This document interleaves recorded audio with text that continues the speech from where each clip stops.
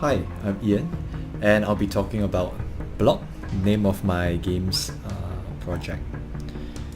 So as we start the game, we will enter the tutorial level, and this is where the player can familiarize with his navigation, such as the WSCD for the movement keys, jump, as well as a double jump, and the player can use his special ability, which is the left click, and that will allow the player to shoot this blue circle.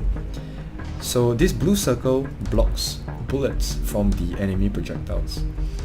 And moving on, the design language I've chosen for this game is purple for moving forward, navigational helps, blue as blockage, and red for danger. And looking in the distance, we have green, which is the end of the level.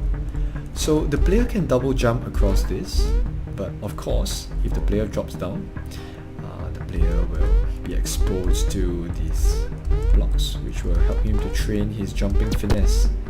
And the player has quite an amount of air control, so it's not very easy for him to fall. But if it does, he will restart back at the start of the level. So this blue thing is the same material as our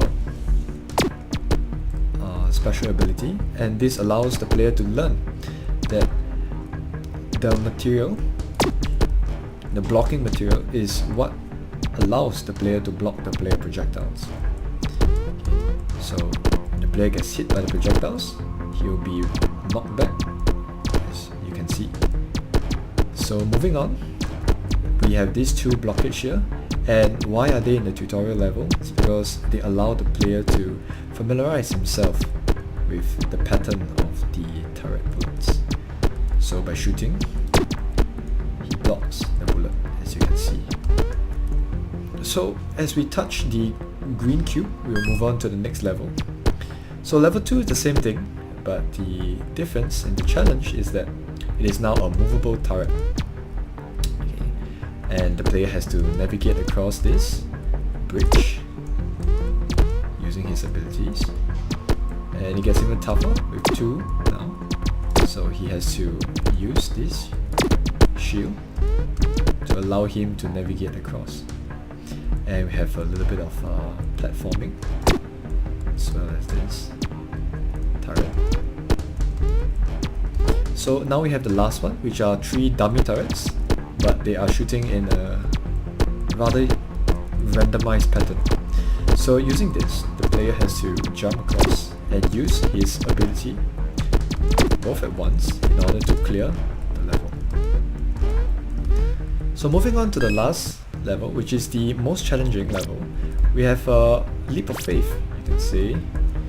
So this is where the player has to clear. And it's a series of bridges, a combination of the obstacles before that, as well as our first moving enemy. So this enemy will teleport from point to point, as well as shooting the player. So moving on. So you can see, this is how it works. So it serves to give the player a good challenge. And the player has to go down, can drop down, but if you're speed running, you can jump upon this ledge here, and you can clear the level. So it's the same 3 turrets, but then now it's in directly forward to give the player some challenge. So moving on, we have more turrets. This time they are closer together to give the player a challenge. Lastly, we have the bridge to serve as the foreshadowing for the player. And this is the last segment where we introduce 2 of the moving turrets, and of course a bridge platform. So the player has to use his skills to clear the level. And we have it. That is the end of the level.